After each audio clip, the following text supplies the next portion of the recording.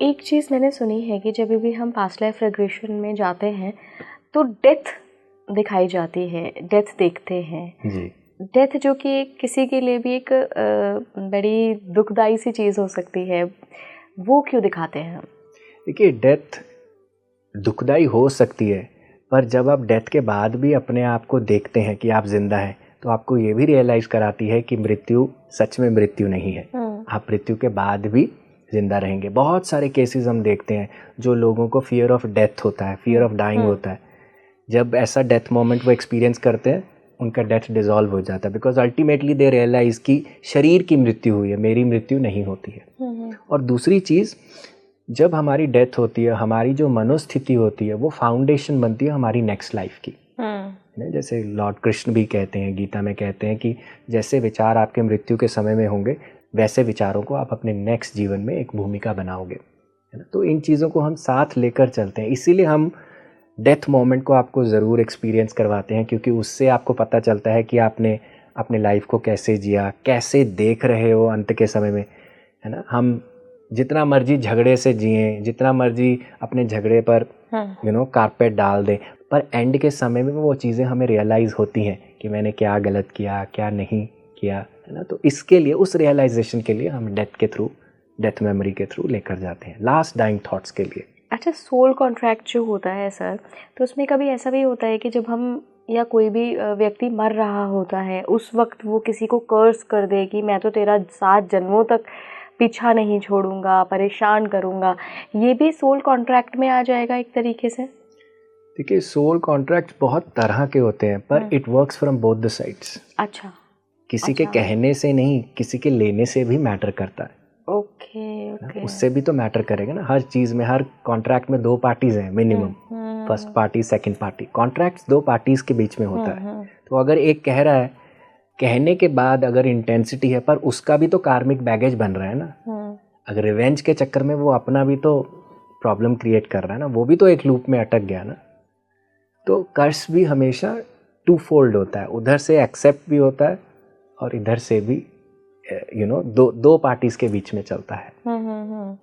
तो ऐसे लोग भी क्या आगे कैरी फॉरवर्ड करते हैं उस कर्स को?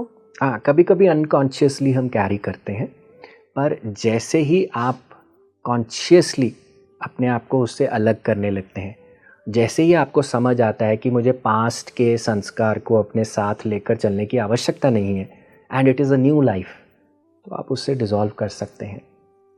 पास्ट लाइफ के बारे में जानकर क्या मिलता है, क्योंकि आपके पास भी बहुत सारे सैकड़ों केस आते होंगे जिसमें लोगों को जानना होगा, तो मेन लोगों की प्रॉब्लम क्या होती है, क्या सवाल होता है, क्या क्वेश्चन होता है, उनको क्या जानना होता है? देखिए, ये क्वेश्चन बहुत नेचुरल क्वेश्चन है, क्योंकि बहुत सारे लोग कहते हैं पास्ट को देख के क्या मिलेगा, रहना तो अभी है। पर मैं आपको अगर एक एग्जांपल दूं, आप गाड़ी चला रहे हैं, है ना, आपको राइट टर्न लेना है, आप कैसे लेंगे राइट टर्न? इंडिकेटर दूंगी पहले, इंडिकेटर देंगे और आप रेयर व्यू में देखेंगे। हाँ, देखेंगे। रेयर व्यू में अगर गाड़ी पीछे से आ रही है, आप थोड़ा रुक जाएंगे, अगर नहीं आ रही तो आप अपना राइट टर्न ले लेंगे। ठीक इसी तरह से आपका पास्ट लाइफ भी एक रेयर व्यू की तरह है, जो आपको हेल्प करता है अपनी प्रेजेंट की जर्नी को अच्छे से चलाने के लिए, ताकि आप वो चीज़ों को देख लें, वो चीज़ों को समझ लें और रिपीट ना करें, अपनी गलती को रिपीट ना करें।